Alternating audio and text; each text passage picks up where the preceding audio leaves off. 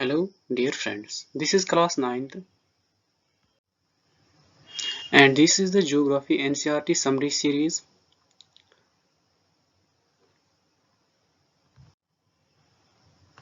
This is the part second of this lecture. This lecture is by me, Ishfaq Ahmad. दोस्तों, आज हम बात करने वाले हैं हिमालयाज के बारे में। आपने ये बहुत अच्छे से सुना होगा कि हिमालयाज कहाँ पे वाक़ा है। आज हम इन्हीं हिमालयाज के बारे में बात करेंगे।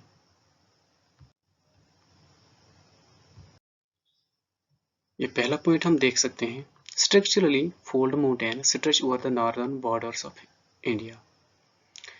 जो कि हिमालयाज हैं, ये फोल्ड टाइप माउंटेन्स हैं जो कि इंडिया के नॉर्दर्न हिस्से में वाक़ा है।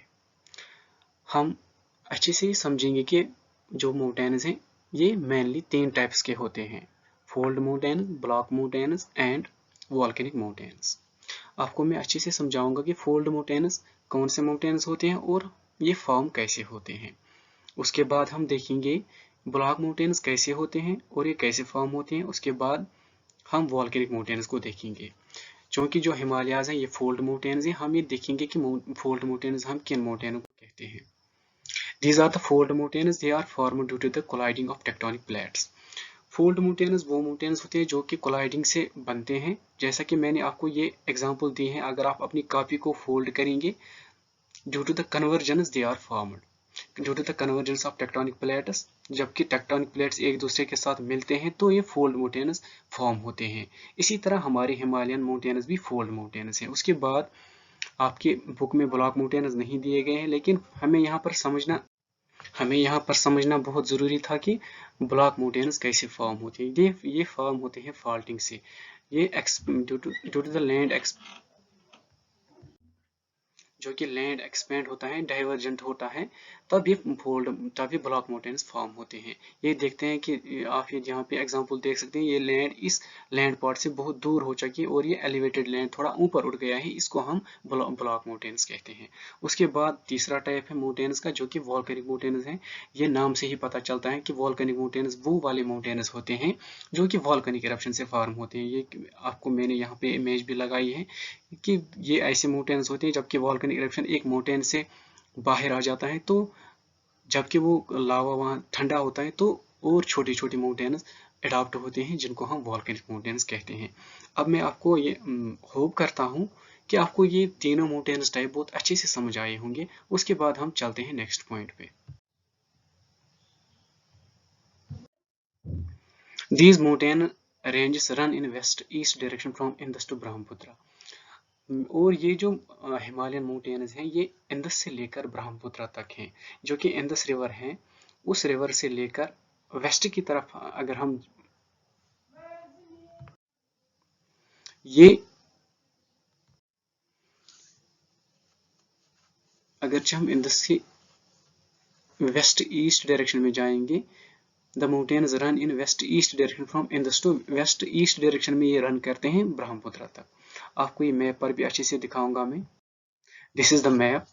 और यहाँ से आप देख सकते हैं, यहाँ से आपका इंदस जो पास हो रहा है ये पाकिस्तान से, और इसका ओरिजिन जो है इंदस का वो है इंडिया में, वो है चाइना में। और यहाँ से एक्सटेंड होते हैं, ये है यहाँ से ब्रह्मपुत्र आता है। यहाँ से हम देख सकते हैं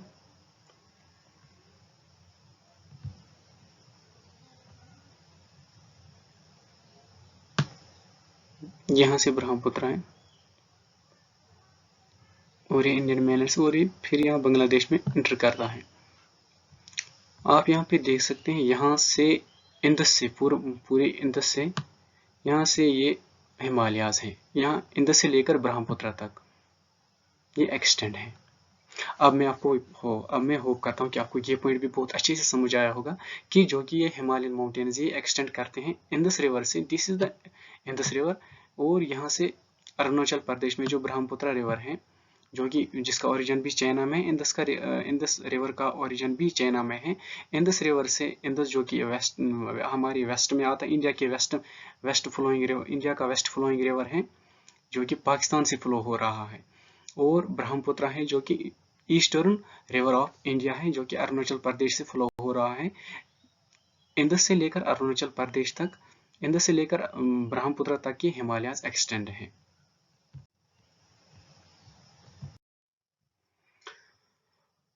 उसके बाद में हम तीसरे पॉइंट पर चल देंगे। The Himalayas represent the loftiest and one of the most rugged mountains in the world.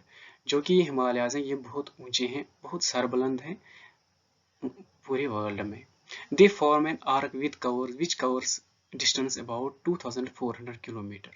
ये एक आर्क बनाते हैं जो कि 2400 किलोमीटर लॉन्ग है, इंदस से लेकर ब्रह्मपुत्र तक। और जो इनकी विड्थ है वो 400 किलोमीटर है कश्मीर में और 150 किलोमीटर है अरुणाचल प्रदेश में। These are the factual points which are very important for your examination point of view. The Himalayas consist of 3 parallel ranges in its longitudinal extent.